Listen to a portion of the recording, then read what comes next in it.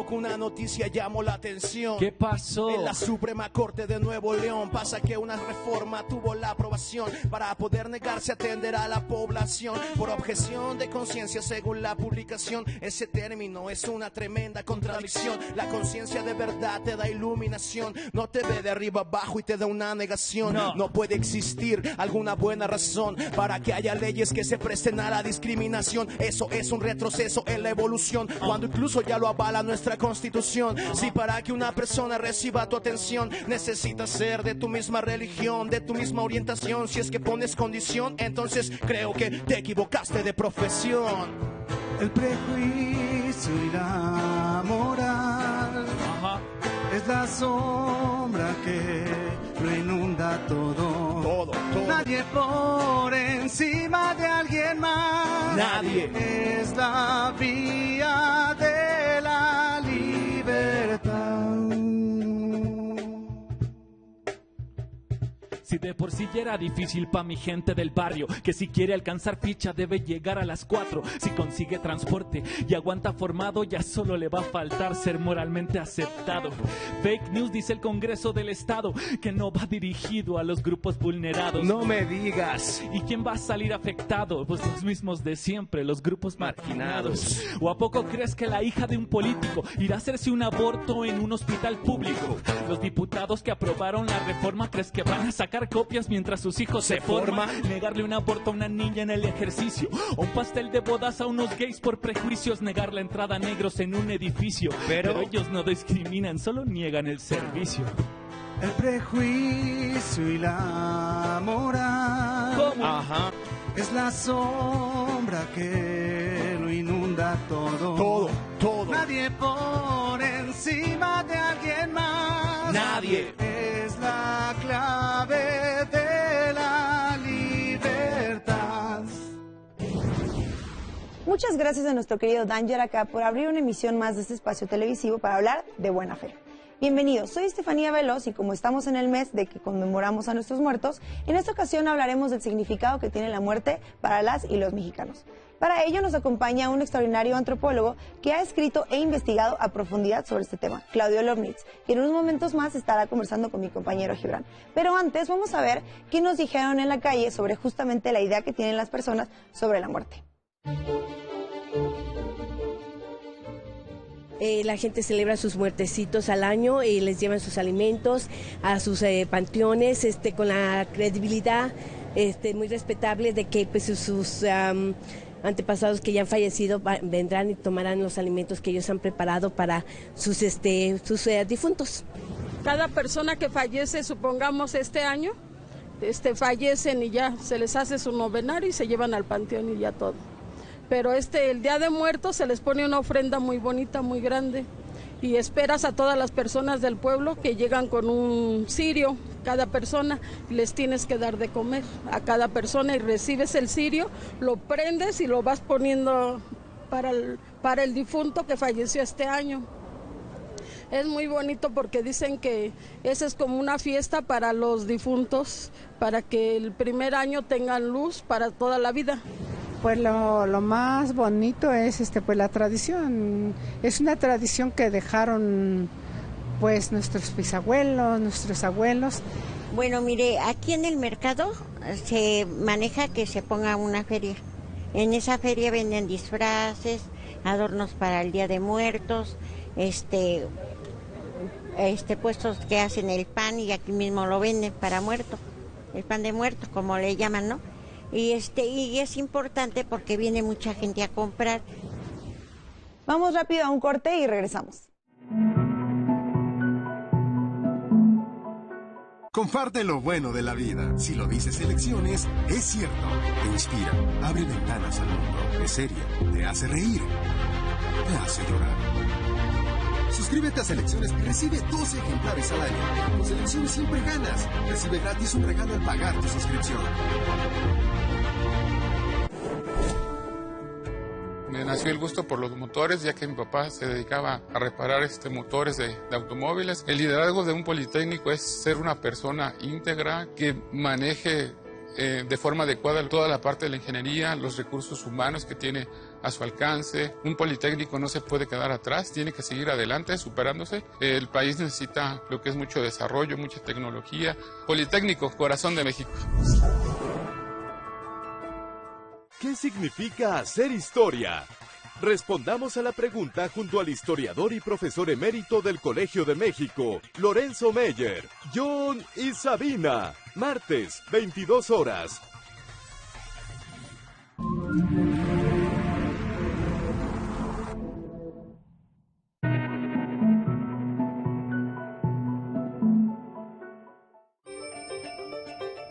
La calaca, la dientona, la tilica, la pelona, la pálida, la llorona, la chingada.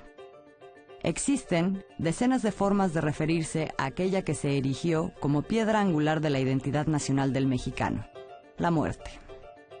La muerte de uno, la de propios, la de extraños, esa figura igualadora que al final se burla de todos y todas, y que en nuestro país se abraza al mismo tiempo que se teme, tiene un lugar íntimo y juguetón expresado cada año en celebraciones únicas y es reconocida también en su presencia cotidiana. ¿Qué es hoy la muerte para las y los mexicanos? ¿Es lo mismo que hace un siglo o dos?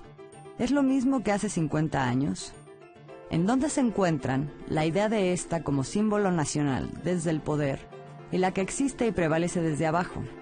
De eso y más hablaremos con Claudio Lomnitz, antropólogo y autor del libro Idea de la muerte en México.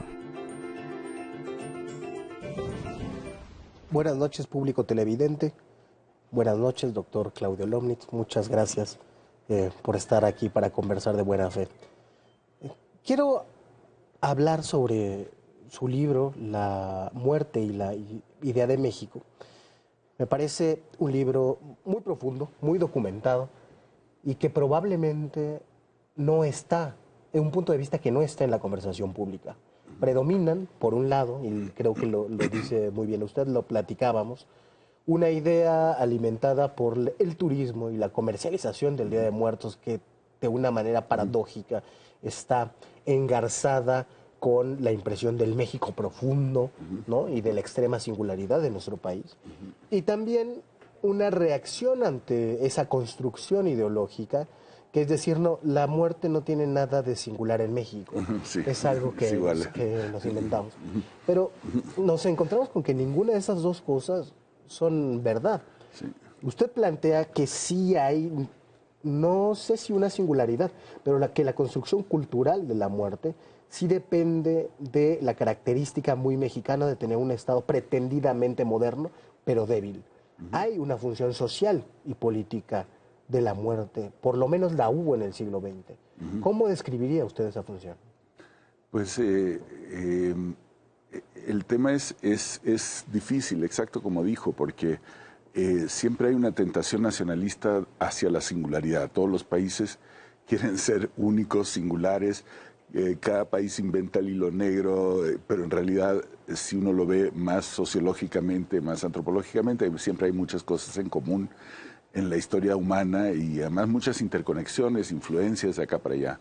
Entonces siempre la tensión entre lo específico, lo que en verdad es específico de un país y lo que no lo es difícil de precisar.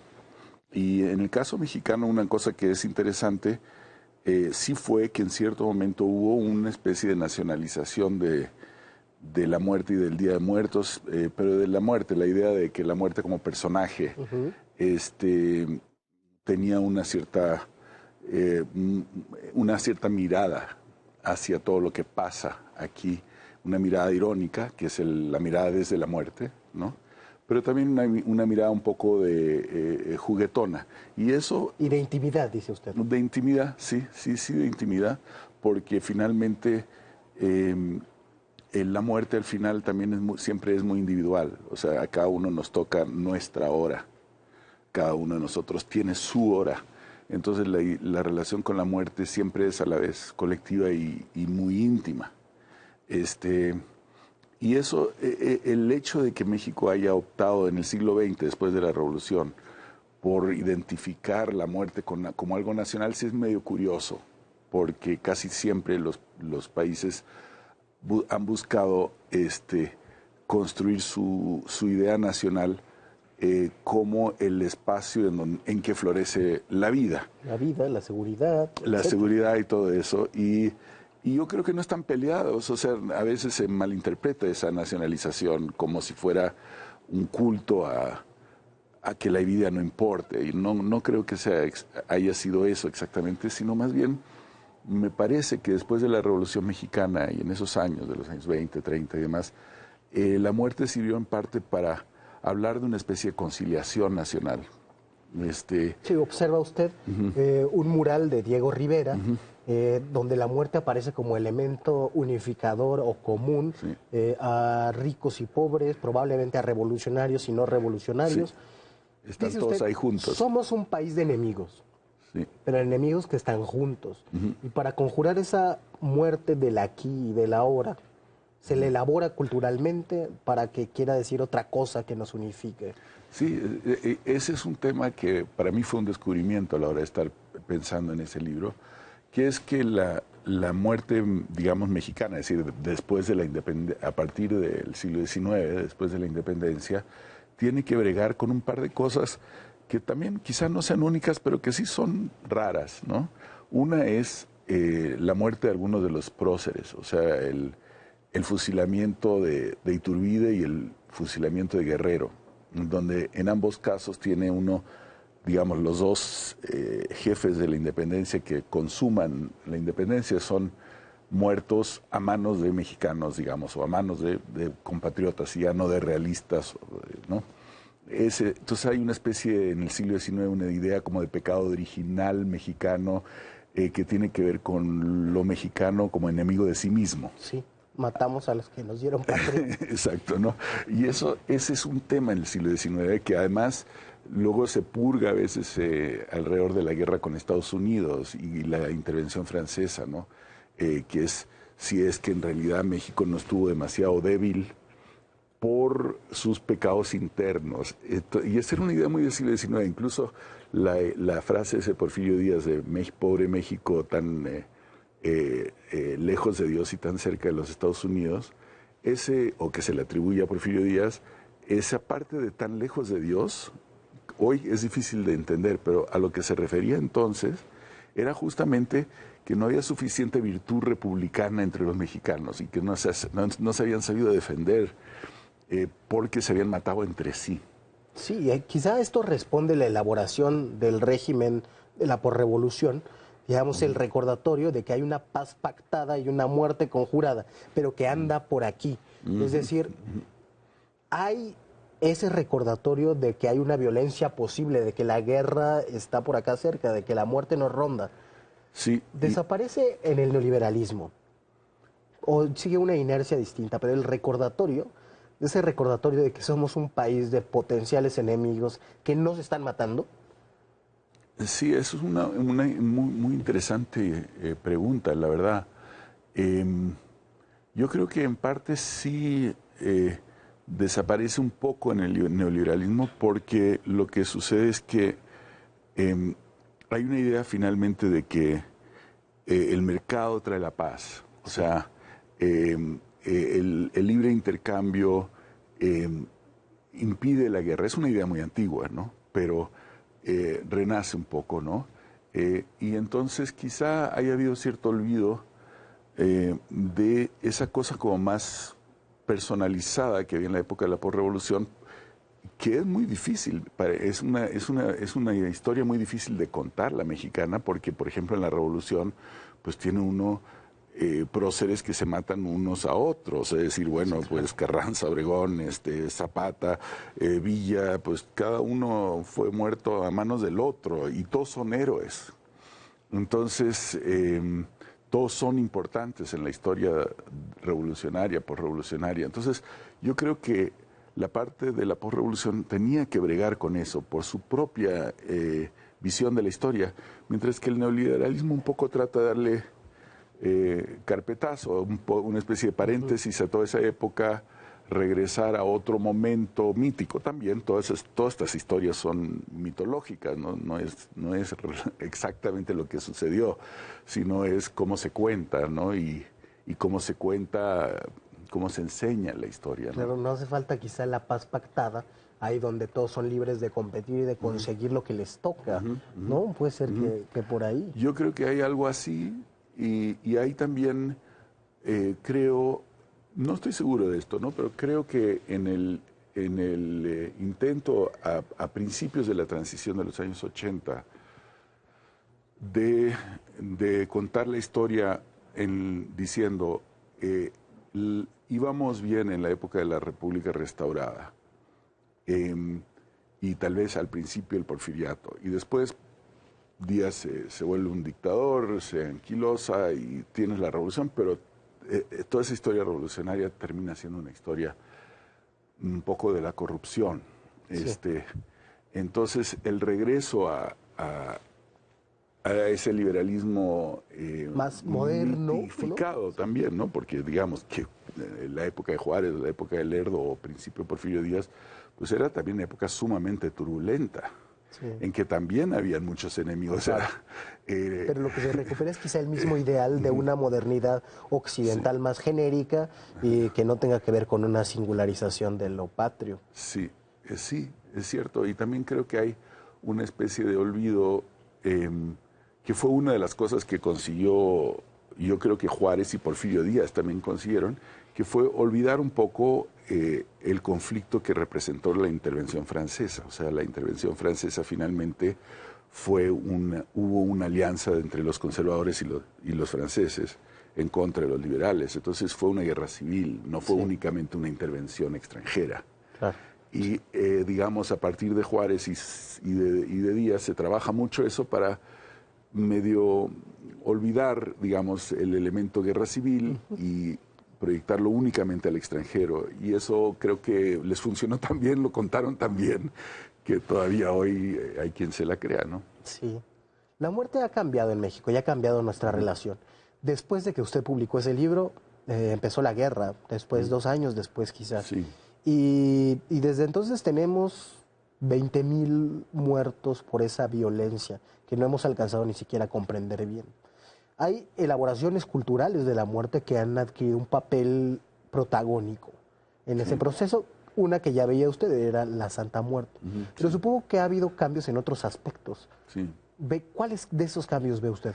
Yo no me he dedicado a estudiar lo que ha sucedido después, en parte, la verdad, porque yo soy un poco pusilánime y me da tanto horror a veces todo lo que ha ido sucediendo que no me meto tanto, pero así por encimita, no como esta ya no es una opinión, digamos, de estudioso, sino de ciudadano. Creo que una época de guerra y de violencia y de muerte tan pronunciada como esta, como la que venimos viviendo desde el 2006 para acá, hace mucho más complicada la visión un poco más jocosa o un poco más nihilista también de la muerte que había en el siglo XX y aún en el siglo XIX. O sea, en el siglo XX también había muchísima violencia. O sea, Buñuel habla en sus memorias de esta impresión que le da la actitud mexicana hacia la muerte, que era una visión muy nihilista y en donde había, pues, creo que en su memoria aparece algo así, le llamó la atención una noticia en donde decía algo así como, lo mataron por preguntón o algo así, no me acuerdo cómo era, y la noticia era algo así como que el tipo llegó, preguntó algo y le cayó mal el que le preguntó y lo mató, ¿no? Así, entonces había esa cosa que los surrealistas comentaban mucho en el siglo XX, ¿no? De una violencia sí, e incluso bastante sorda, pero mucho más aleatoria, no organizada, no hecha para la publicidad como la actual. Pero puede ser que esa publicidad y que la espectacularización de la muerte sí se montaron sobre ese nihilismo y también... Sí, sin duda. O sea, se nota, por ejemplo, me parece, en cosas como lo de la Santa Muerte. La Santa Muerte, en parte,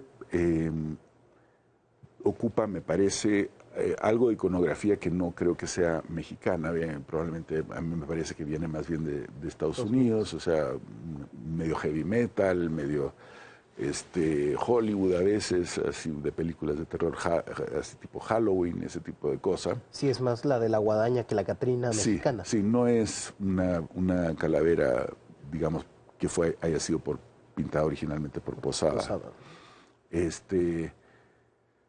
Pero también tiene algo que sí que abreva de esto, ¿no? Que es la sensación como en mucho de lo que se ha escrito sobre la Santa Muerte, que se ha escrito ya bastante, queda muy claro que hay una relación muy personalizada y de mucha negociación, ¿no? Finalmente, yo sé que me voy a morir, y entonces hazme un paro, y déjame sobrevivir ahorita, ¿no? O ampárame un ratito, ¿no? Sí.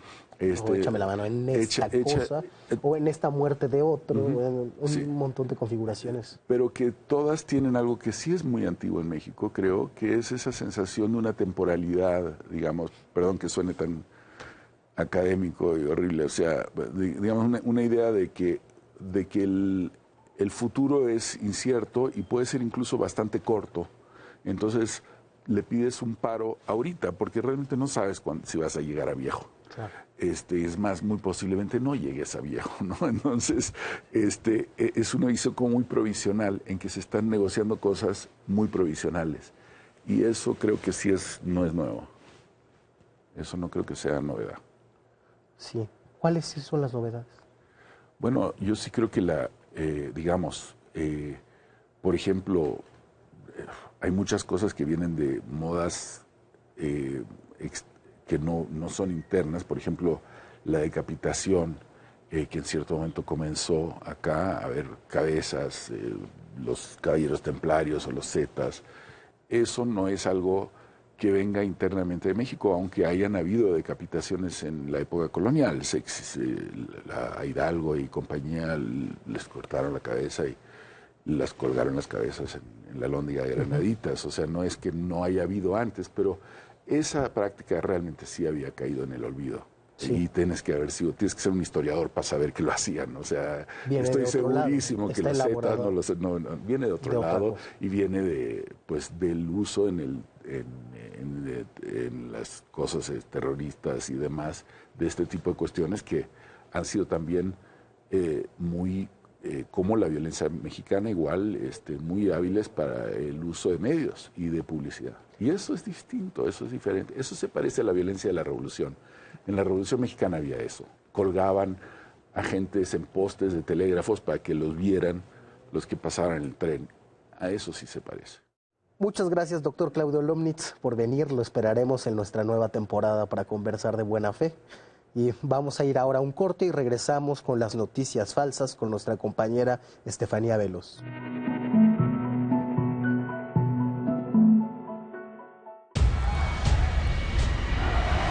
Todos los seres humanos tienen la capacidad de odiar. Pero, ¿qué nos empuja a cometer actos de violencia? Las bases de nuestra psiquis están diseñadas para detectar amenazas.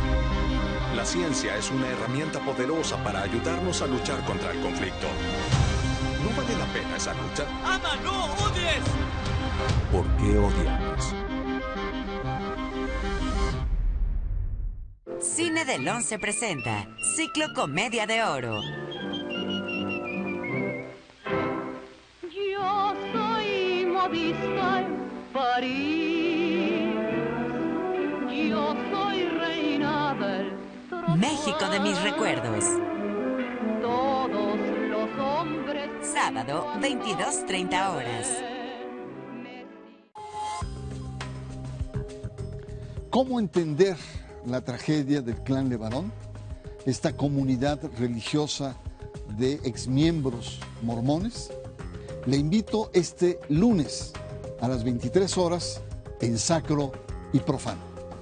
9 años de la Revolución Mexicana en el 11. Conoce a los protagonistas de este movimiento. La historia en el 11 presenta. Lunes a las 19 horas, Porfirio Díaz. Martes a las 19 horas, la Revolución Constitucionalista.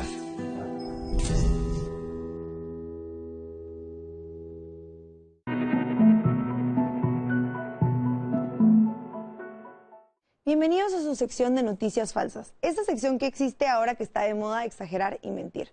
Aquí un ejemplo. El 22 de octubre se llevó a cabo un operativo de seguridad en la colonia Tepito, en la delegación Cuauhtémoc. Dicho operativo fueron detenidas 32 personas y se decomisaron 50 kilogramos de precursor químico, 2.5 toneladas de marihuana, 20 kilos de cocaína y 4 kilos de metanfetamina. Así lo anunció el secretario de Seguridad Pública de la Ciudad de México, Omar García Harfuch. Pero algunos medios anunciaron otra cosa.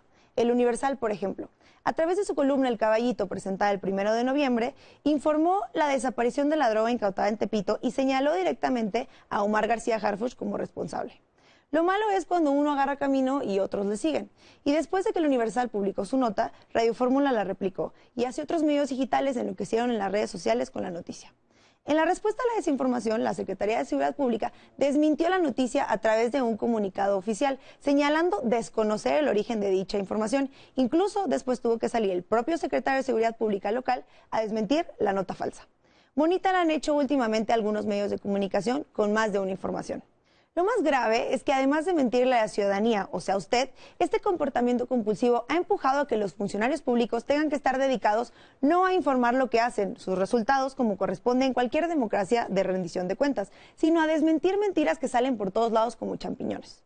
Con esto me despido esta noche, soy Estefanía Veloz y regresamos con Gibran. La muerte se ha considerado como un asunto muy singular en México, en buena medida por la comercialización de sus significados y por cosas como la película Coco, como el turismo asociado al Día de Muertos. Sin embargo, la relación que tenemos con ese hecho es muy diferente. Se ha elaborado de maneras muy particulares, muy concretas a lo largo de los siglos. Durante el siglo XX, siendo este, como muchos, un país de enemigos, de personas con intereses irreconciliables, se hizo de la muerte un elemento común, un recordatorio de que había una paz pactada.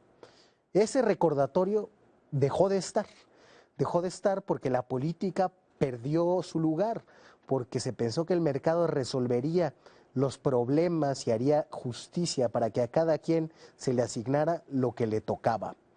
Probablemente esa falta de ese recordatorio hizo que se rompieran o contribuyó a que se rompieran sin que nos diéramos cuenta muchos vínculos sociales. Lo que ha pasado después ha sido el terror, ha sido la guerra y ha sido la pérdida de importancia de la muerte. ¿Cómo llegamos ahí? Estamos muy lejos de saberlo, pero tenemos que empezar a preguntarlo, tenemos que conversarlo de buena fe, sin tener necesariamente que sacar de ahí alguna idea política para la polémica. Muchas gracias por acompañarnos esta noche. Los esperamos la próxima semana a la misma hora por el 11 para conversar de buena fe.